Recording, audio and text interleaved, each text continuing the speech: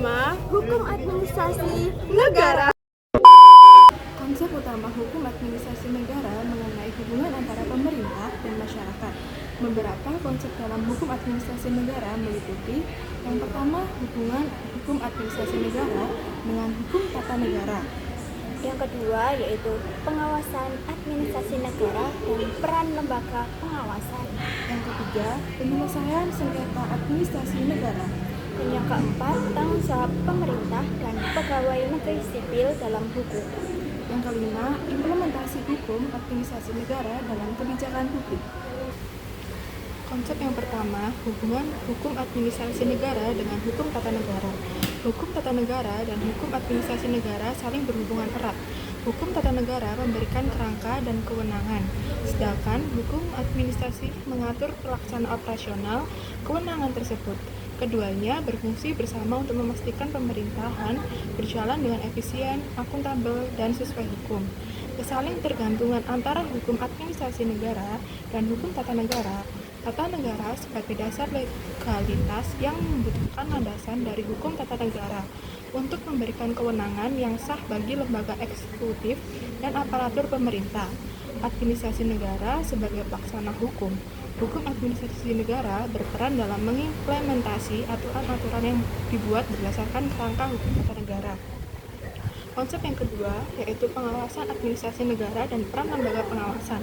Pengawasan administrasi negara merupakan elemen penting dalam menjaga efektivitas, keadilan, dan transparansi dalam pemerintahan.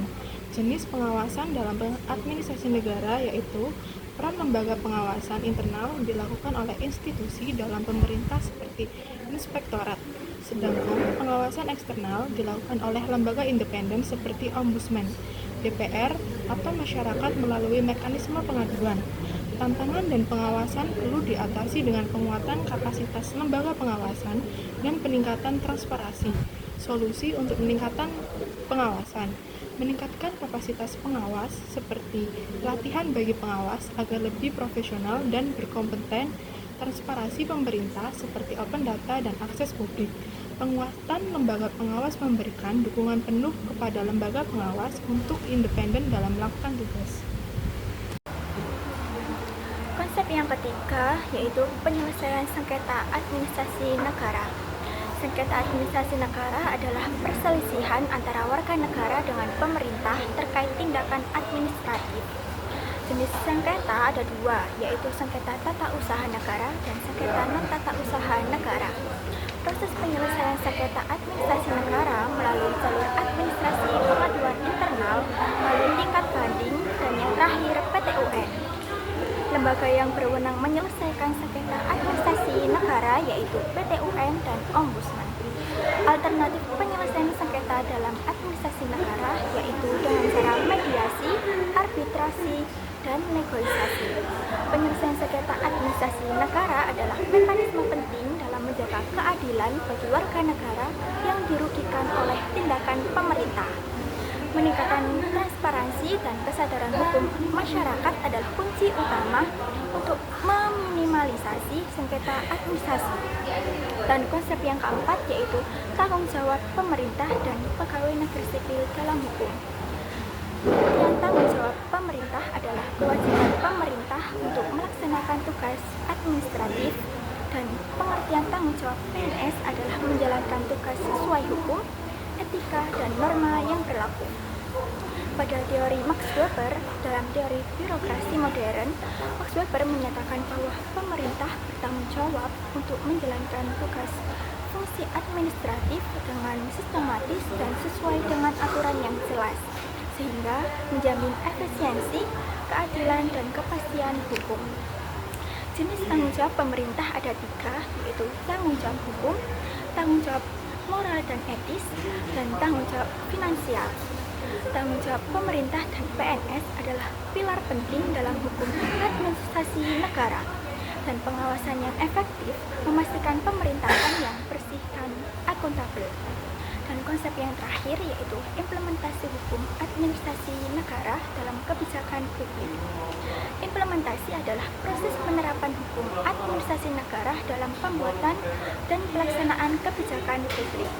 Tahapan implementasi kebijakan publik dalam kerangka hukum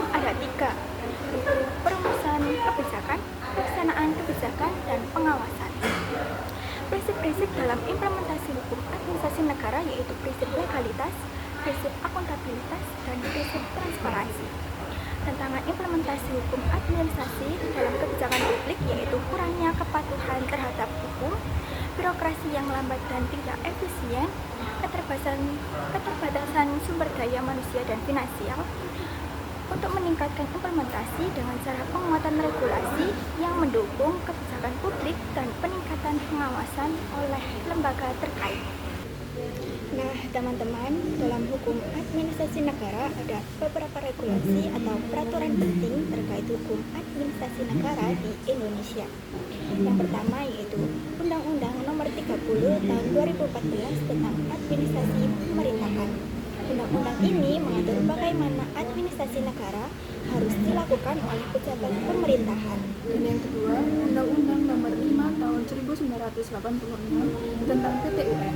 Undang-undang ini mengatur mengenai peraturan tata usaha negara yang menangani sengketa yang timbul akibat tindakan pejabat. Dan yang terakhir, Peraturan Ombudsman Republik Indonesia yang memiliki tugas untuk mengawal penyelenggaraan administrasi negara dan memberikan perlindungan ke masyarakat.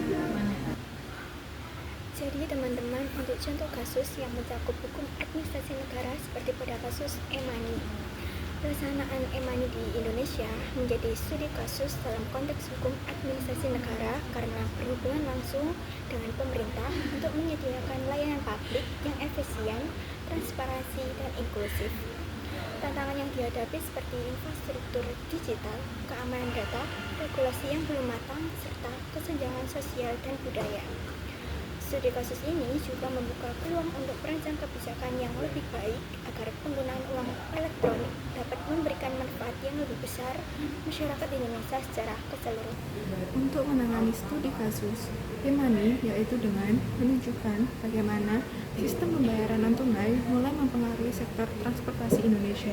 Kedepannya, penggunaan e-money di sektor transportasi dapat lebih dioptimalkan dengan integrasi sistem pembayaran antar moda transportasi, memperluas akses masyarakat terhadap teknologi pembayaran digital, serta meningkatkan koordinasi antara berbagai pihak terkait.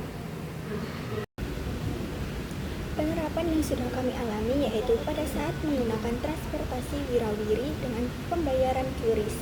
Langkah pertama yaitu pengisian saldo, lalu melakukan transaksi dengan cara scan. Dengan proses yang cepat dan sistematis ini, e-money meningkatkan efisiensi dan transparansi dalam transaksi sehari-hari. Untuk kesimpulan terkait konsep utama hukum administrasi negara dengan contoh e-money, yaitu konsep utama hukum administrasi negara berfokus pada pengaturan hubungan antara pemerintah dan masyarakat, serta bagaimana pemerintah melaksanakan tugasnya untuk melayani berdasarkan prinsip-prinsip legalitas, akuntabilitas, dan transparansi. Dengan demikian, penerapan e-money menunjukkan bagaimana hukum administrasi negara dalam mengatur kebijakan publik yang berdampak langsung pada kehidupan masyarakat. Sekian penjelasan dari kami. Mohon maaf bila ada salah kata. Kami akhiri. Wassalamualaikum warahmatullahi wabarakatuh.